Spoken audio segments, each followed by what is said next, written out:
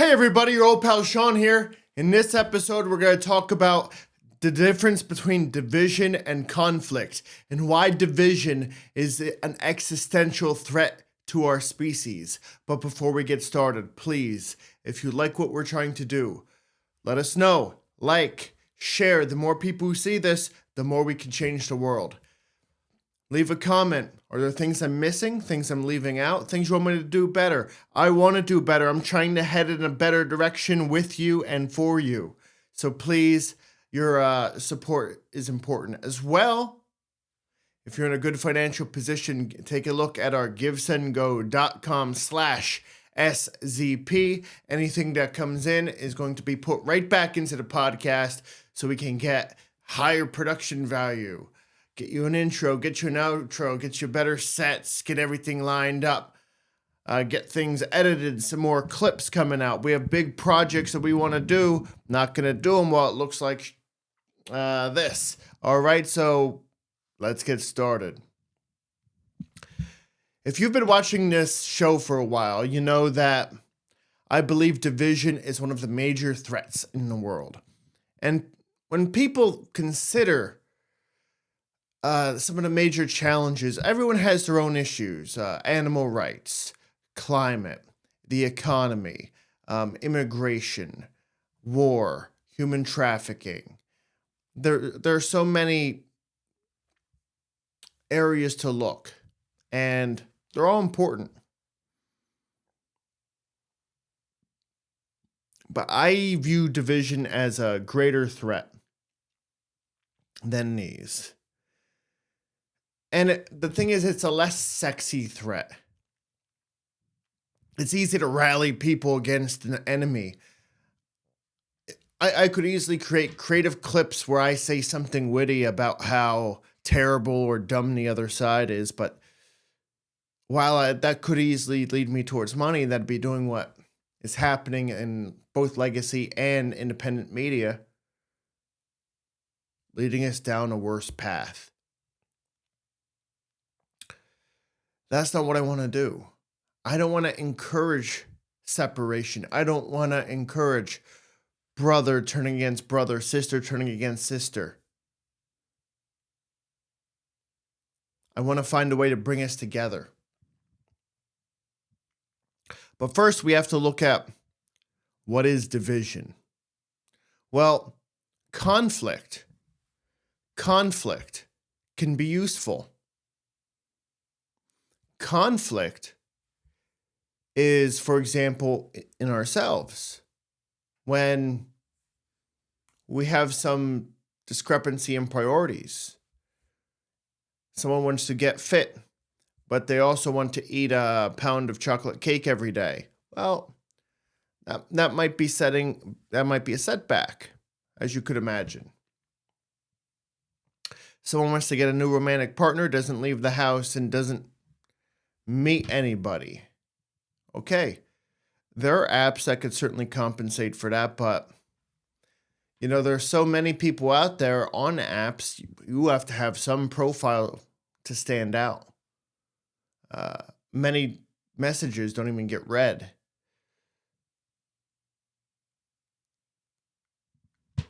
You need to participate in your own rescue in a certain sense. But with conflict, you're always trying to make progress. Whether you're with somebody and, you're an extrovert and they're introverted and there's a conflict there, but you're trying to find a resolution. Hey, it's really important to me if we go out because I like being social. And the other person says, well, I get that. And I do like being social sometimes, but it's exhausting. And maybe we could limit it. So I only go out when it's like a really special event or something. And this is a way where there's conflict, but you're trying to come up with a resolution. You're trying to make progress. Life is full of conflicts. You're running a business, a key member disappears. Are you going to rehire them? Are you going to restructure things so that other people have a little more opportunity? How are you going to manage this?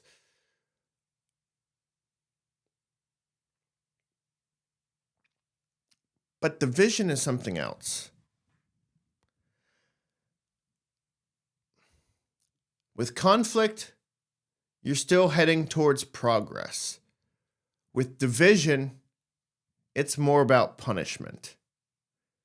For example, when a person has an inner conflict, they want to do one thing, but they have a conflicting interest. Like, for example, if they want to go snowboarding, but they don't want to go on the drive. Okay, well, there's a little conflict there. Well, some type of resolution would be good, but division would be attacking yourself for it,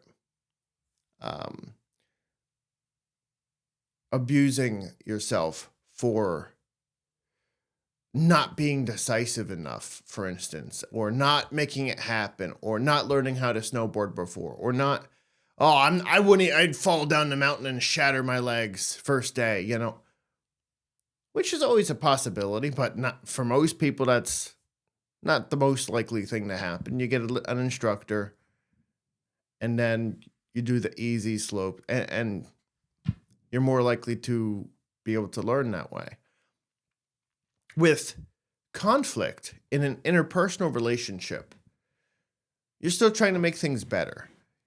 Oh, you like getting up early and I like staying up late. Well, there's a conflict. We could find some type of happy medium. We can meet at certain times when we're both awake. We could try and get an in-between schedule. There's some way you could, or we do our own thing through the week, and then we have a mesh schedule on the weekend. Yeah, you could try and figure something out. With division, it would be berating and attacking the other person for not doing what you want. When we think on a larger scale, when we look at the population, there's so many different groups that have been hurt. Women,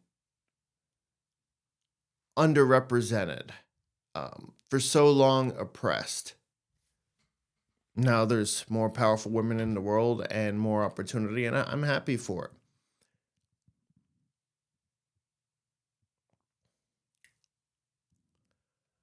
But a lot of times when a person or a group has felt a lot of pain,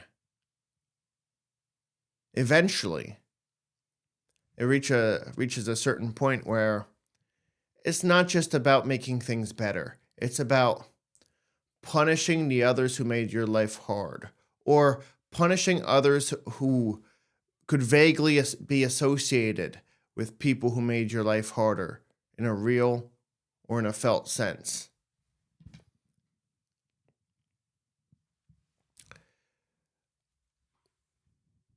One of the things that I thought was effective with Gandhi and his protests and his nonviolent path, and it was nonviolent, and he wasn't talking about British privilege. And I don't care if you talk about white privilege, or male privilege, or this privilege or that privilege.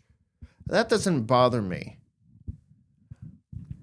What I think is a problem, however, is in the time period that this has been going on, has this created more understanding or more conflict, more division, rather? And to me, it does not look like an effective strategy. If Martin Luther King Jr. was talking about white privilege while he's trying to get accepted and trying to have the majority have sympathy on the plight of his people,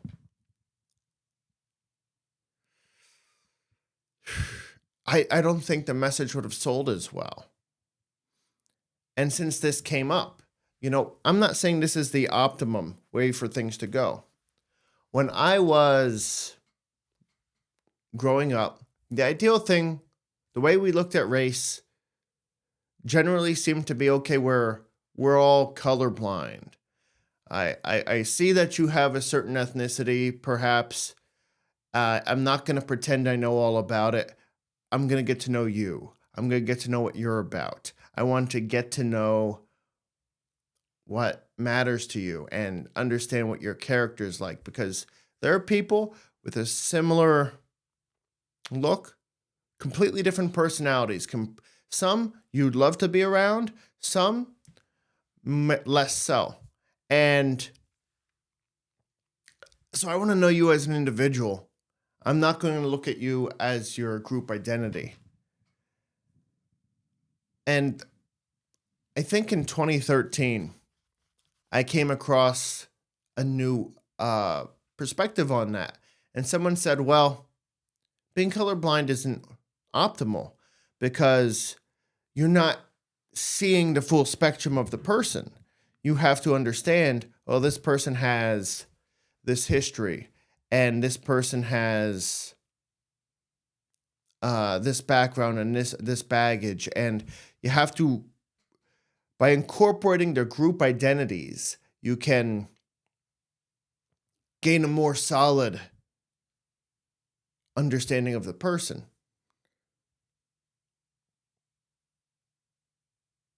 And that made sense to me at the time. But years later, I've seen this in action, and it seems to have led us farther astray. And one of the reasons why is when you lead with differences, there's less sense of familiarity, less sense of being similar. We like people who, in some ways, have similar interests to us, in some ways are like us or how we would like to become. And when the first things that you encounter are people who are here's my set of differences, and there's already a sense of self-othering that's going on. They're saying that they're an other, not like you. And that hasn't seemed to bring us closer together. If talking about white privilege and white guilt, and I'm going to go about into all of those things in enormous detail when I have better editing, we're going to really explore that. We're going to look at white fragility and white guilt and critical race theory and all the many evils that have been done throughout the years. We're going to go into that in a many-part series probably, or a long documentary. So well, I haven't figured out exactly.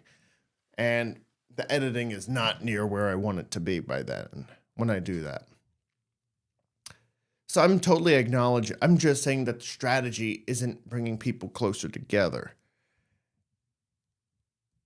When you know someone and you get to, for example, oh, we're both shopping at the same store. That's a commonality. All right, why are you shopping here? Oh, you know it's healthier. Oh, you know it's cheaper. Oh, you know it's close to my house. But you start building layers of commonality, and this is how you build relationships. Oh, you watched that show? I watched that show. Who's your favorite character? Oh, yeah, he's awesome. I like this one. Oh, beautiful. And you begin to come together. But when you lay down a massive set of history that's correlated with your group identity and putting that up as something to lead with, it's more like a barrier and an automatic sense of separation of, okay, hello, you might be good, I don't know, but I am totally different from you. And then you try and make friends. I've never seen this be a functional approach. The way you build rapport is by building connection with people. And when you lead with separation, it's just not as fluent. I'm not saying it can't work in any situation, but it's not as effective as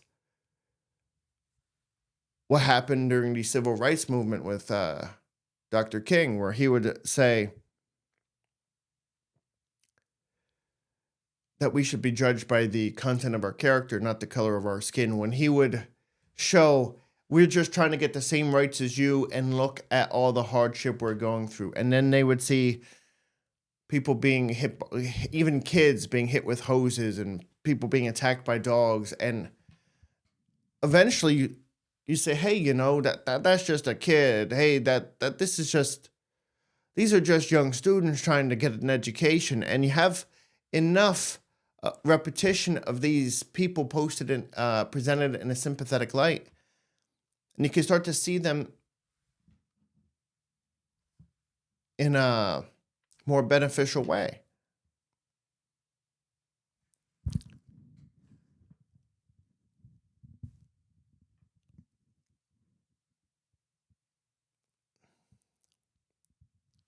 We have so many issues, and we're leading with differences.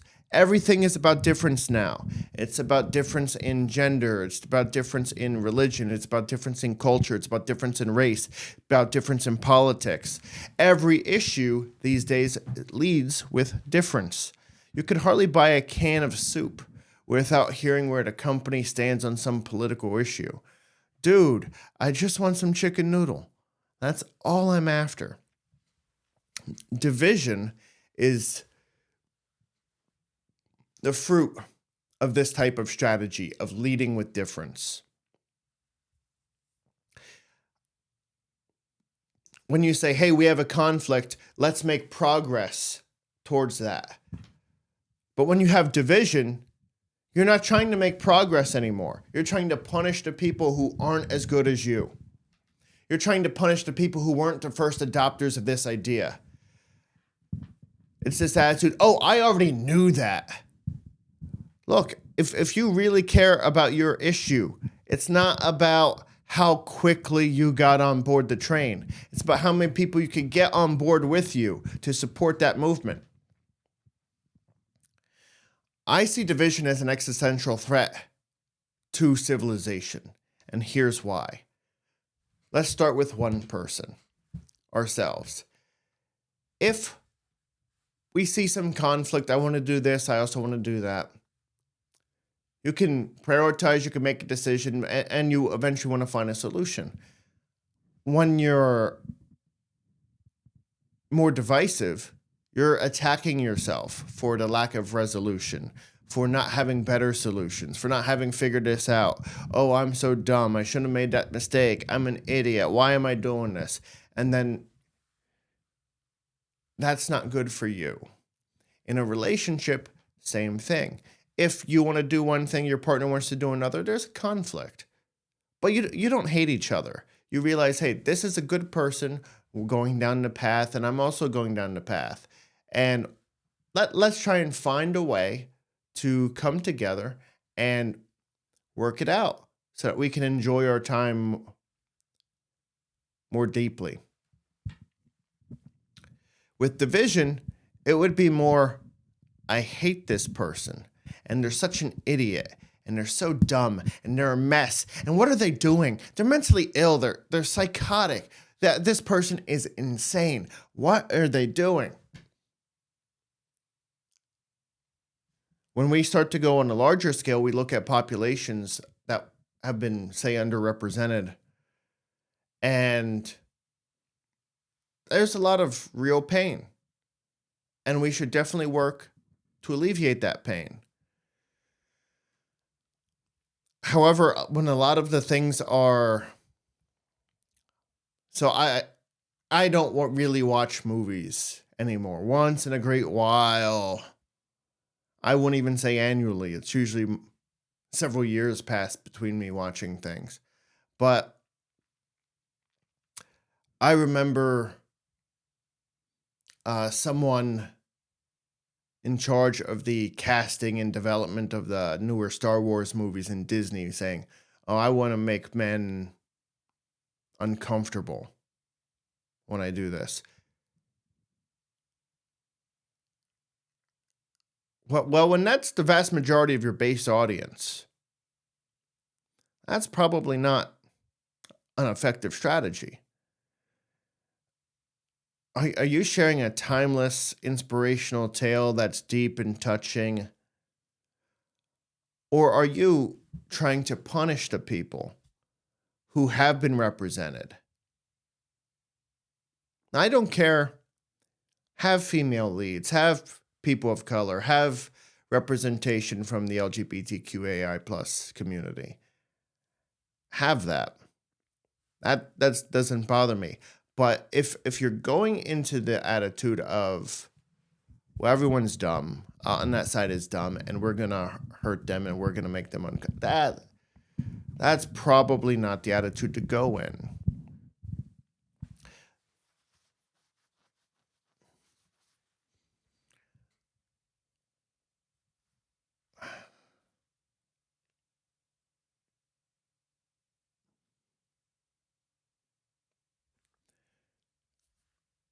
But when people suffer for a long time, there's a sense of repression. And that's always going to come out. Whether it's in a relationship and you weren't allowed to speak up, or whether it was a cultural thing and your whole gender or your whole race wasn't allowed to speak up, a lot of pain comes forth. And there's certainly a sense of, okay,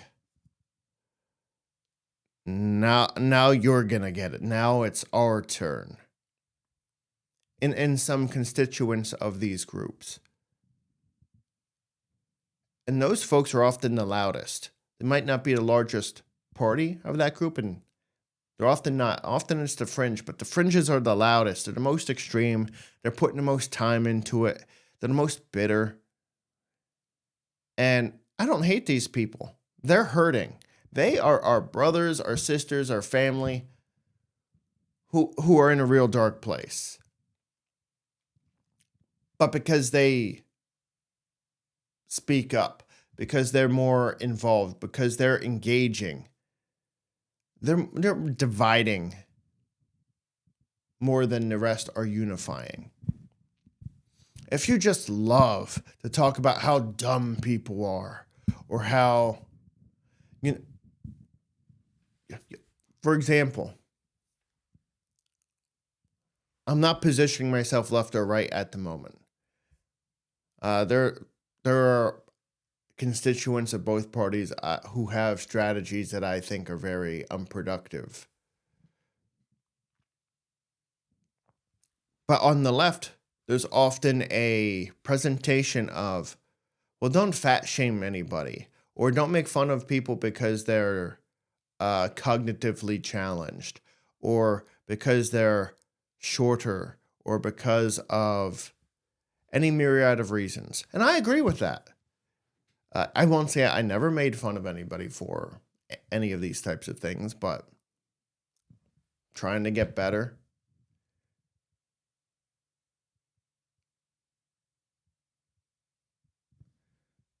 At the same time, they'll revel in making fun of people who are part of the MAGA movement.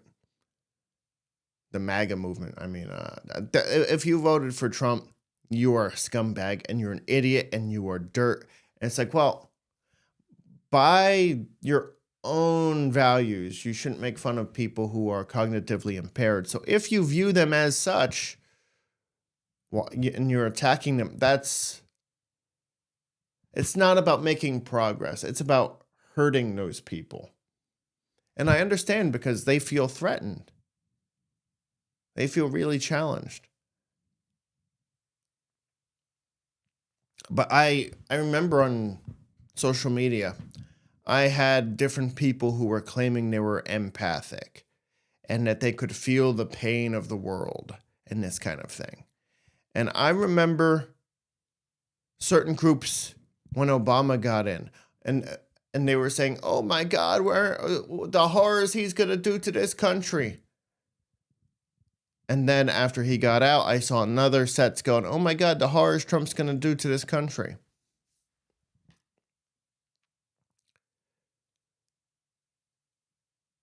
And this isn't supporting one side or another speech. This is, we're seeing things through the lens of pain. And because we're hurting, we're looking at the other side and we're saying, hey, those people are causing the pain, they're enemies. We go into a kind of attack mode. And this is largely because while there are very extreme people, the vast majority of people aren't. But media portrays the vast majority of people we disagree with as the fringe. And they'll say, oh, they're all the same. They all belong to this group identity. And I believe that's an error. When we talk about division, there might be some dispute that someone could have about a section of land, or a trade route, or the historical significance to a particular group of people of a certain site. There might be some dispute about that. And you try and find some resolution. When there's a sense of division, that becomes war. That becomes really destructive. We have so many challenges in the world. Many people purport, hey, I care about immigration. I care about LGBTQAI plus people. I care about this. And I'm sure you do.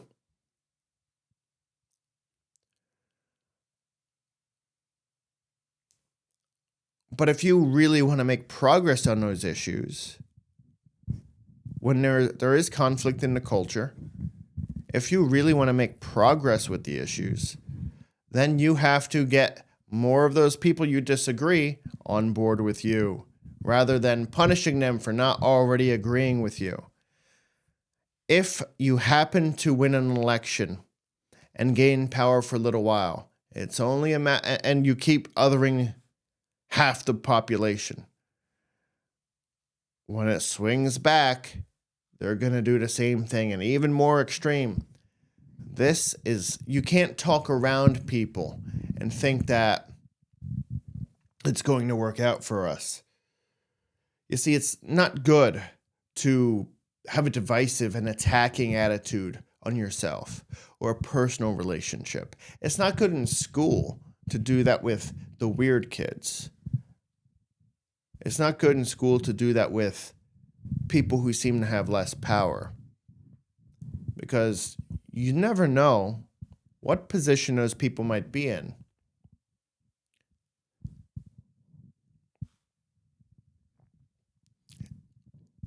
We say that we care about the environment. We say that we care about the economy. We say we care about the wars going on. We care about race. We care about all of these things.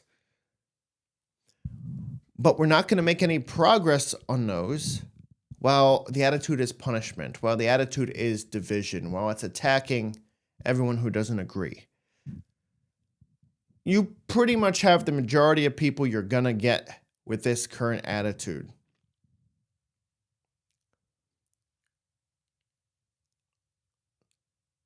Now,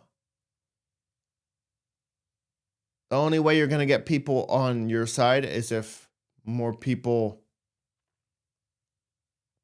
change their minds. And that's not too likely. While you're demonizing them, while you're saying they're subhumans and they're evil and they're stupid and they mean to be evil and it's not a mistake and they always knew that what they were doing was on the wrong side of history.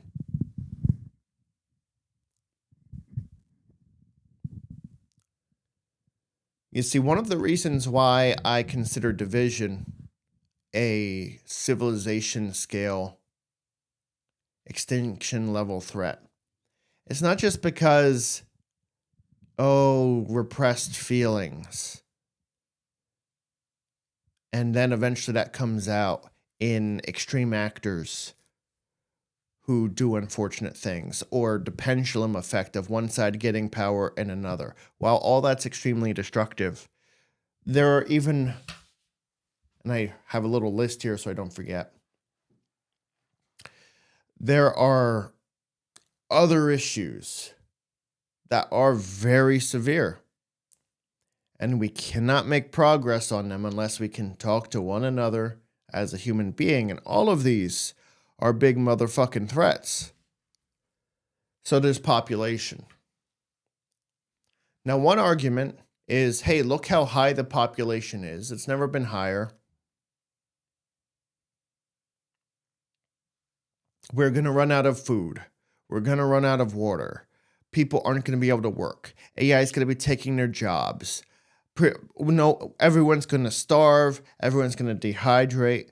Disease is going to shoot up. It's going to be horrific. We have to take drastic measures because we cannot support this many people. Another side of the argument is, yes, the population is higher than it has ever been.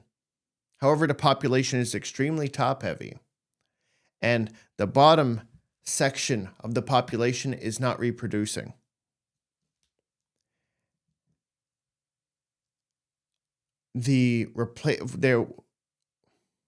All of the major countries are far, far, far, far below the replacement rate, and people aren't even trying to have children now for various reasons.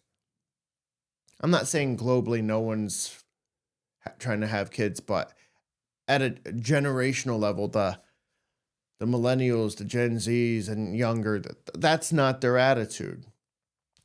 They don't have as many kids. They're not trying to. They can't. They can't afford it, for one. For two, another issue. But I'll get there soon. Fertility. The Google AI determined, I believe the year was 2050, but I don't want to just say that. It was 2035 to 2050, somewhere in there, that the human sperm count would be 0. Well, that's a big problem. What's scary in our current population situation, a very high population. Now, some people say we could feed and bring water to all of those people. We have the resources. We're just severely misallocating it. And you know what? I haven't seen a lot of that argument. I'd like to see us be more efficient with that. Okay. That aside, when you have much larger generations exiting the workforce, they're going to need to be cared for by a tiny constituent of people. It's like an upside down pyramid. It's not going to work. The population is going to collapse, and there's going to be a massive loss of skill and knowledge and information. And the people on the bottom who are not reproducing at that kind of rate, they're gonna take the hit. So that's a major, major threat on both sides. Okay, if we're overpopulated, that's a big problem. We don't have the resources to feed everybody. If the population's going to collapse, that's also a big problem because the infrastructure is not set up to be manned by so few people. And that's a lot of burden to put on a tiny segment of the population. Both of those are major issues. We're not even talking about it. We can't head in a better direction because to even say it's become so politicized that anyone who in any way could be on another side of an issue is the devil. And you can't look at them, you can't talk to them, you can't make progress. Well, guess what? You made about as much progress as you're going to without winning more people over. And any progress you make in this way is going to be chopped down when there's a shift in power. So if you want to make more sustainable progress, because when you use punishment, you can force a population to comply for a while until there's a revolution. Until they begin to poison your structures from the inside and make them fail.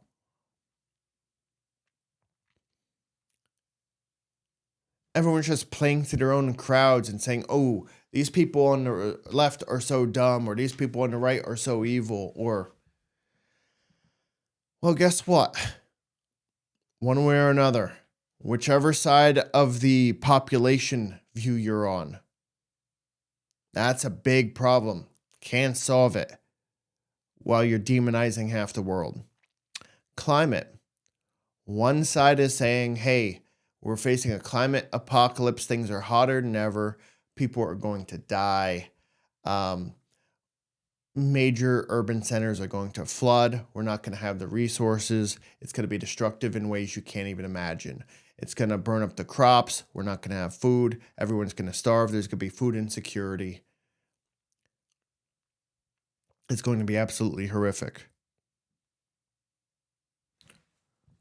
On the other side, there are people who say, yeah, but all of the trillions and trillions of dollars that have gone into it over the last decades has not made any progress. And yeah, you go outside. Clearly, the environment has changed from years ago. Clearly, seasons are not exactly what they were before. Totally get it. But the cost, many people feel, is not worth the benefit. They feel a lot of the suggested goals of, say, the UN are well-intentioned, but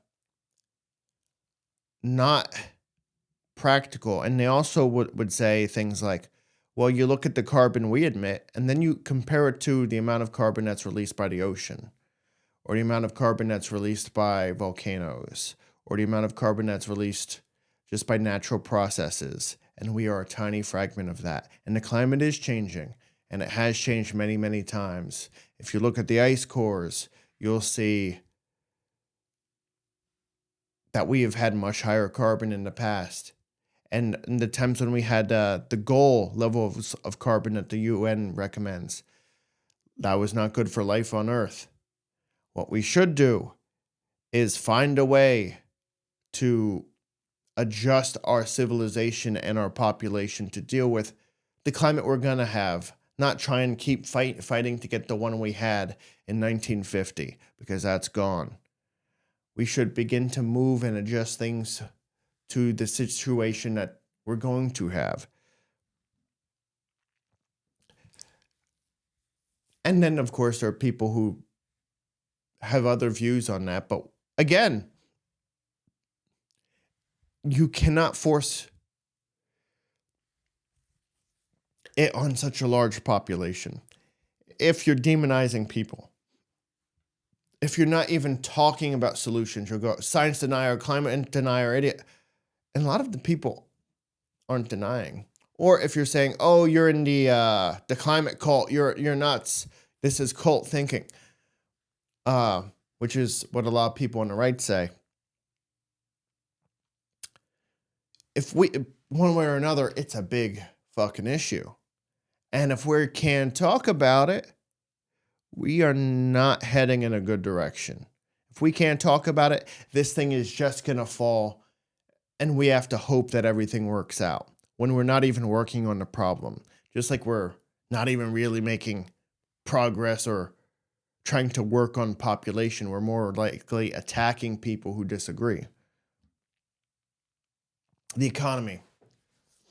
No one knows what it's going to be doing. Everyone's always jockeying for position across the different nations. But the economy is a huge issue. If people can't afford to eat, if people are working many, many, many long hours and they're not getting any meaning out of it, and they can't, it's not even helping them build a good life. It's one thing if you're working a lot and okay, but I'm gonna buy a home and then raise my family there, but all the single family homes are getting bought up by major corporate interests like Vanguard and State Street and BlackRock and things like this. it's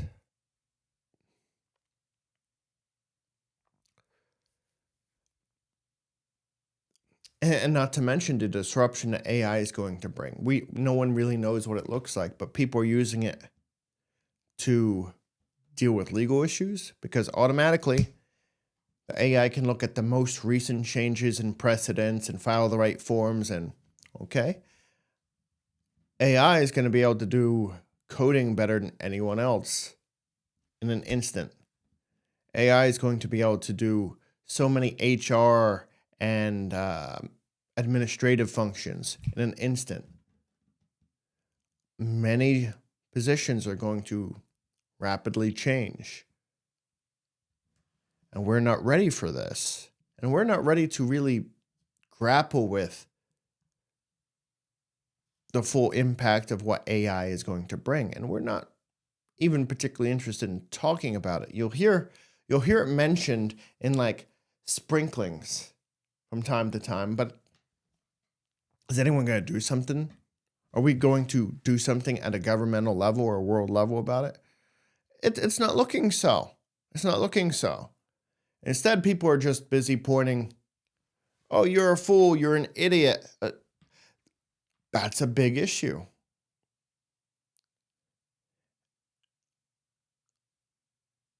We're not trying to address a lot of these things. And I understand some people will say, yeah, my side is addressing this.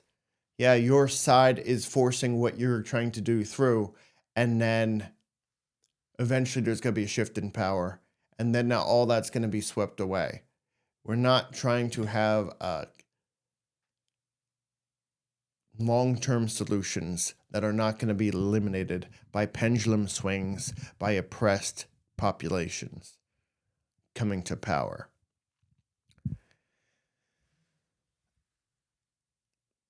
War.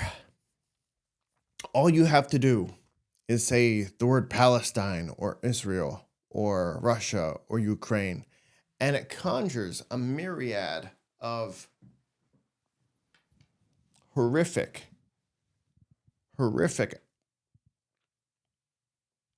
images and feelings. And everyone has their reason to support one side or the other. Now, war is one of these things where directly it makes more sense why division would be such an existential threat. Because nuclear war, wipe out all life on the planet. Even if it never escalates to that point, there's still millions of lives in the balance. There are supply chains that are cut. There are goods and services that cannot be provided for.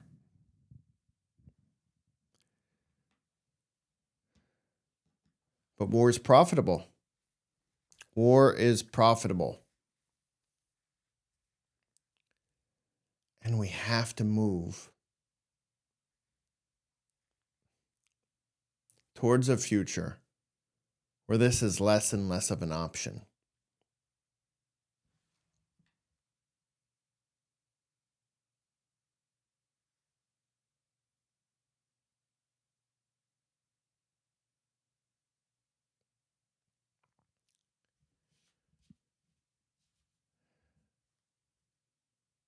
We're talking about fertility rates in human beings dropping, chronic disease shooting up. And it's so controversial. You can't take any stance. You can't talk about diet without it being a right or left thing.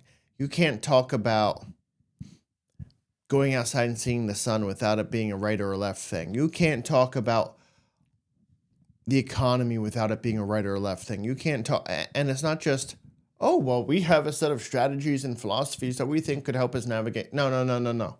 It's, you must be one of those evil, bigoted, monstrous creatures, or you must be one of those brainwashed, confused, snowflake characters. And it's a shame because we have so many issues in the world. Yeah, division in and of itself is bad, but when it trickles over into every other major crisis with the economy, with the climate, with the population, with the race, with fertility rates, with health, and the various wars that are going on. This is why I consider division to be probably the largest issue.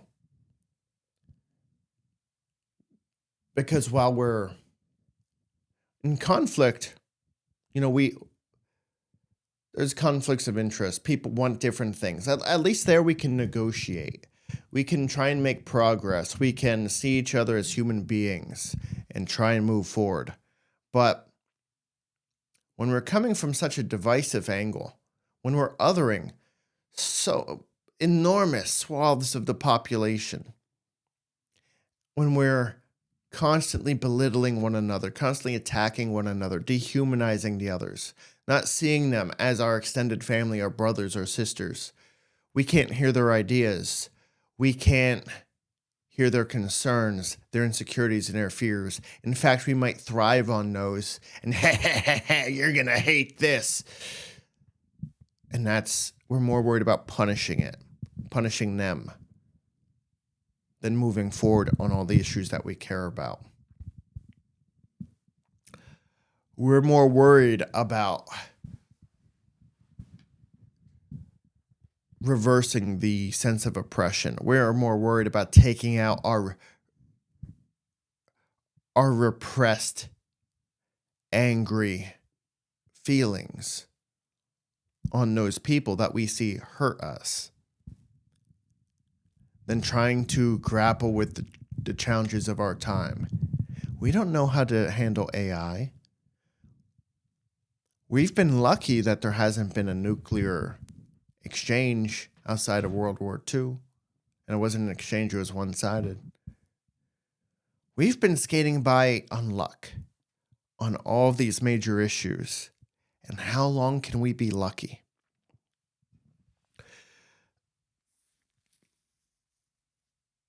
As time goes on, like a disease developing into later and later stages, all of these major issues are becoming more threatening and harder to deal with. And we keep pushing along, while demonizing half the world.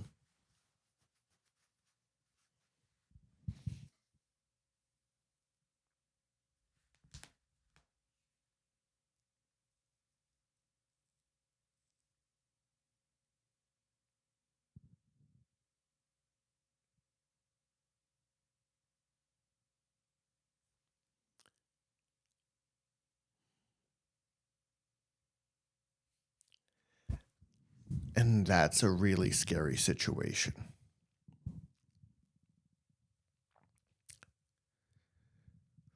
We're more concerned with revenge, with retribution than survival.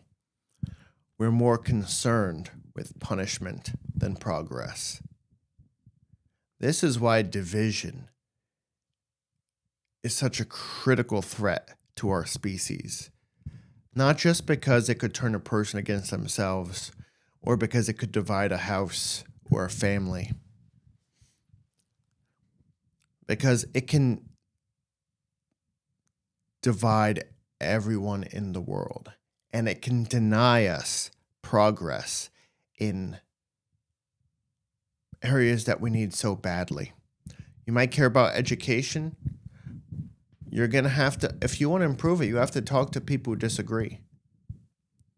If you care about gender issues, you're going to have to talk to people who disagree, because you've pretty much capped out everyone that's going to agree on your side. You ran out. If you care about the climate, you want to do something about the wars going on. Most of the people have chosen the sides, and there's just a little wiggle room on the edges, And it can just barely slide one way, barely slide the other, depending on how angry at the leadership the group is. But it's going to go back and forth, back and forth. And whatever progress one side can do for their constituents is going to be wiped out when the other side eventually gets into power. It's a terrifying idea. And we have to get beyond it. We have to transcend division. We have to see each other as extended family, as brothers, as sisters, as parts of the greater human whole. Because if we don't, all of these major challenges are going to fall on us, and we're going to be entirely unprepared. And you won't know who to trust.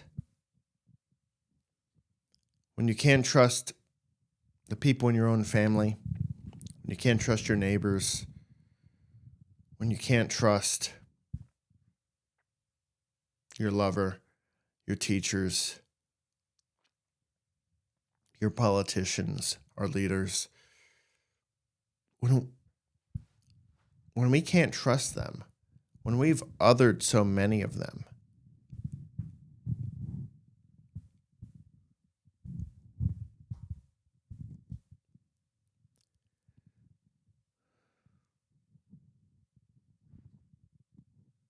they're not going to be there when we need them. When we sound a call for help, they're not going to show up.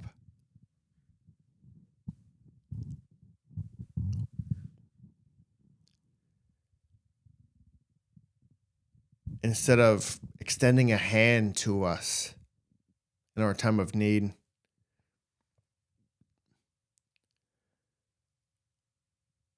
they'll gleefully come and snatch hope away.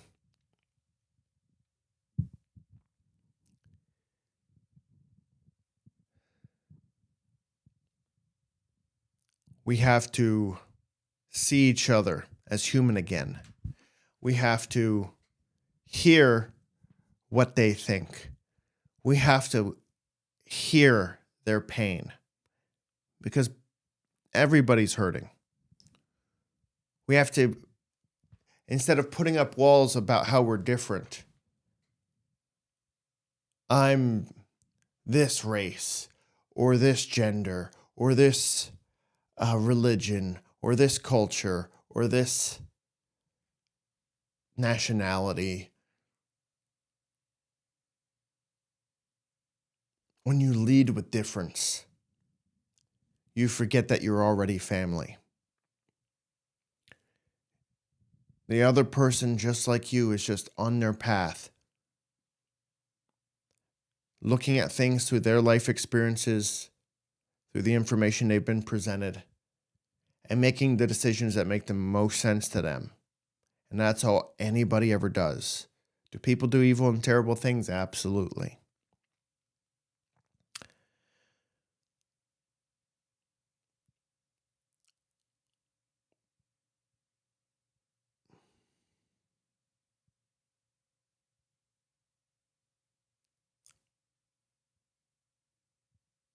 But we have to get beyond that.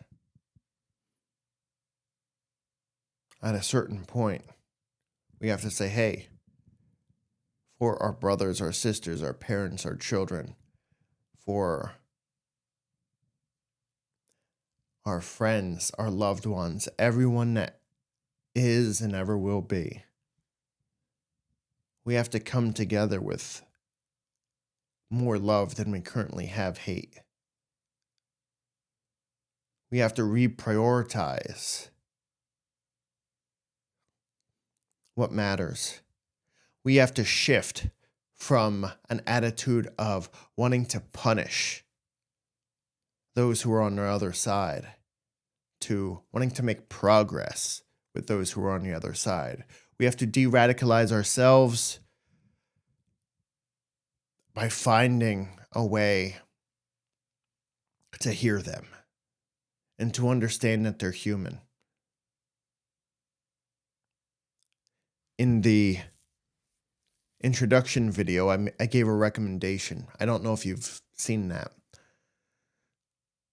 my recommendation there was, if you're on the left or if you're on the right, follow popular speakers on the other side. Put them in your socials. All of them have been on podcasts. Watch 3 of each.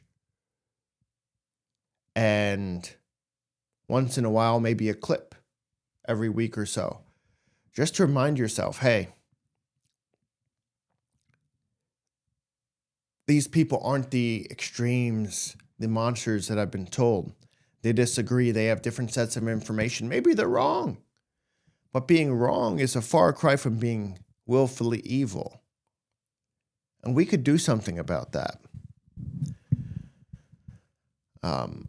Off the top of my head, I'll try and rattle off some of my suggestions again. If you are on the right and you want to get a wider perspective of what people on the left think, some of the folks you could listen to are Jon Stewart, Bill Maher, Kyle Kalinske, Destiny, The Young Turks, Crystal Ball, Sam Harris. If you're on the left and you want to see what people on the right think, well, some of the names are Patrick Bet-David, Brett Cooper, Glenn Lowry, Glenn Beck, Tucker Carlson, Thomas Sowell's really interesting. All of these people have big followings. Why? Another really great example on a person who's on the right is Jillian Michaels. She has an interesting story. She is friends with was friends with the Clintons, worked for the Clinton Foundation, friend of Chelsea Clinton, cried when Trump got in office in 2016, is a lesbian, and total supporter on the left her whole life. Encountered different things and shifted. So that this last election, she voted for Donald Trump. Now, you might say she's wrong. You might say she's dumb. You might say whatever you want to think. But it's interesting to find out, well, how could somebody who had completely contrary views swing so far? What information is she looking at?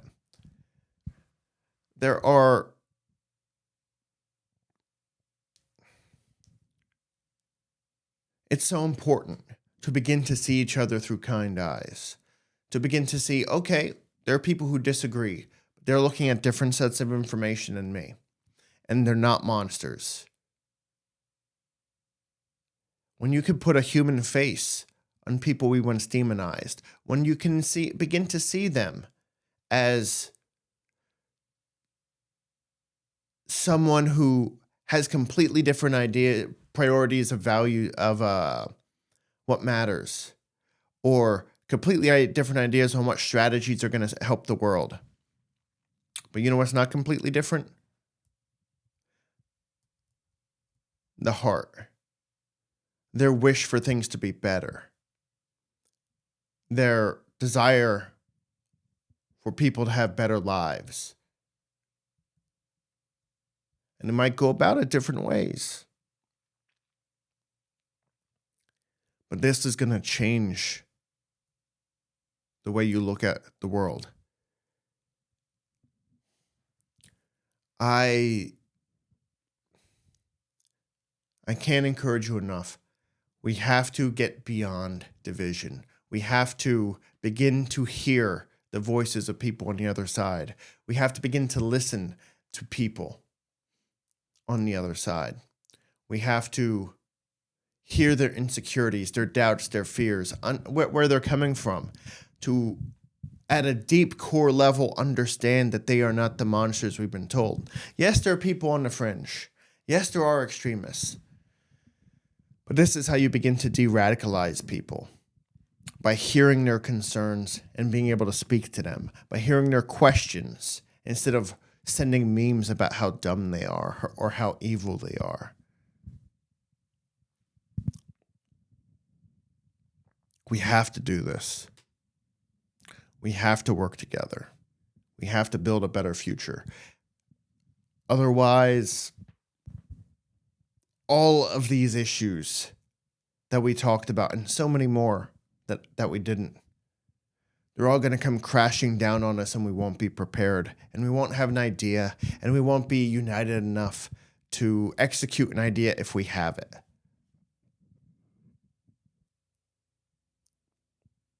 At least if we can de-radicalize our hearts, at least if we can begin to humanize each other again, if we can begin to love the other side, if we can listen to people we disagree with an open heart, without closing, we can begin to find a humanness in them.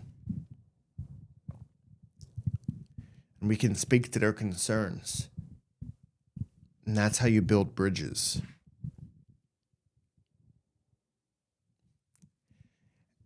And then, at least we're going to have more people that we can talk to about the big problems of the world. And we can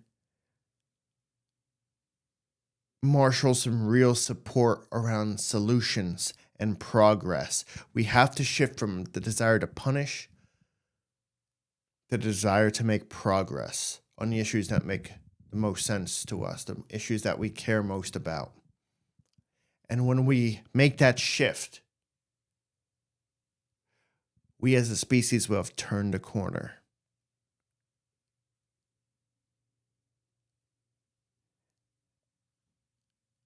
We will rise above this threat, the threat of division, of hostility, of this looming darkness with many tendrils.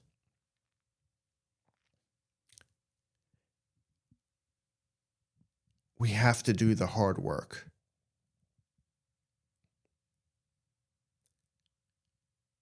We have to ask more of ourselves than we have in the past. We can't wait for others to save the world. We have to do it. We have to do it by finding a way to stop condemning the world.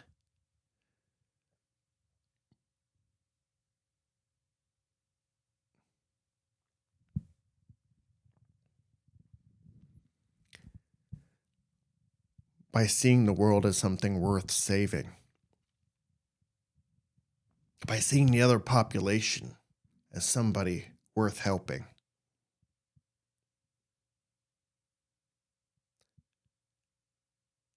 It's not about forcing our ideas on people and leading with difference. It's about finding familiarity in one another and hearing the pains of one another. That we find compassion, that we find love, that we find courage and motivation and unity.